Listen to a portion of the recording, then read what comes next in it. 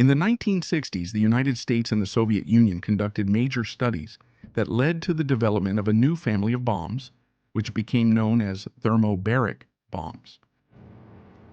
The operating principle of a thermobaric bomb is relatively simple. It consists of a container completely filled with fuel and two explosive charges strategically placed inside it. The detonation of the bomb occurs in two stages.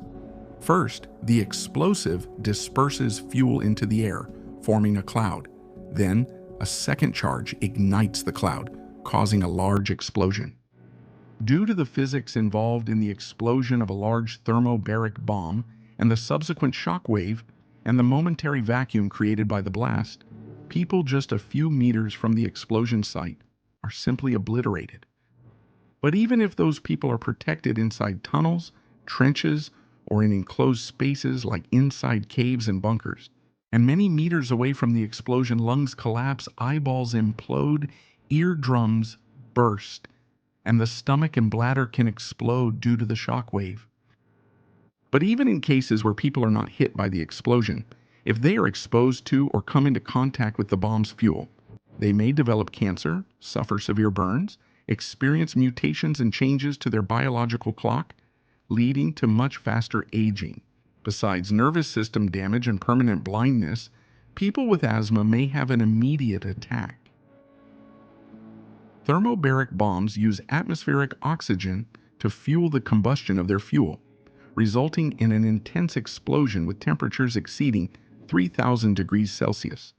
And, in practice, the fireball typically produced by a thermobaric bomb lasts much longer than the one produced by conventional bombs.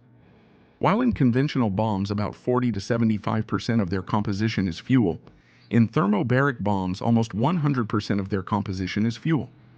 Since the explosion uses up all the air in the surroundings, a second shockwave occurs due to the low pressure at the site. This results in the creation of a partial vacuum at the explosion site. As a result, a kind of reverse airflow occurs in the direction opposite the explosion. In a thermobaric bomb, the casing is considerably thinner than in conventional bombs. This results in a much greater release of energy in just a few microseconds. The fuels are chosen based on the exothermicity of their oxidation, in other words, on how much heat they can release during combustion. They can range from powdered substances, liquids, to organic materials.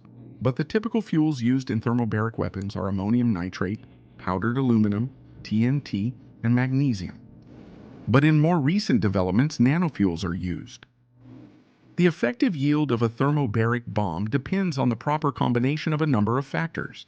Among them are how well the fuel is dispersed, how quickly it mixes with the oxygen in the surrounding air, and how the igniter initiates the fuel's deflagration in the air.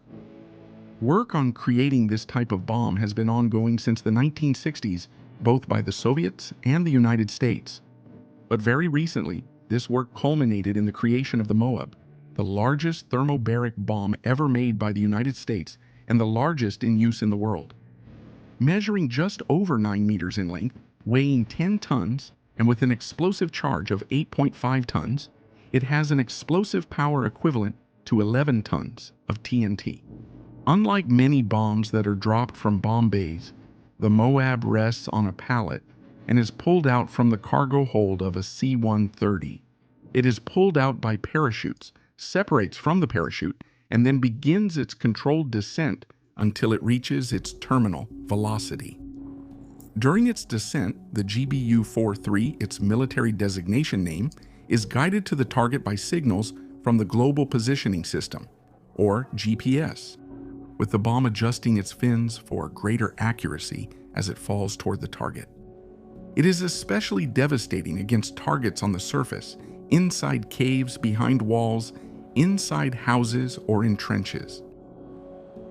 The MOAB uses fuel made from a mixture of two substances called tritonal in English. It is composed of 80% TNT and 20% aluminum powder. Aluminum increases the rate of gas expansion, boosting the explosive power of TNT by 18% when mixed with aluminum powder. The name MOAB comes from the English acronym for Massive Ordnance Airburst, but it is popularly known as the mother of all bombs. But it lost its place to the Russian bomb FOAB, which stands for the father of all bombs.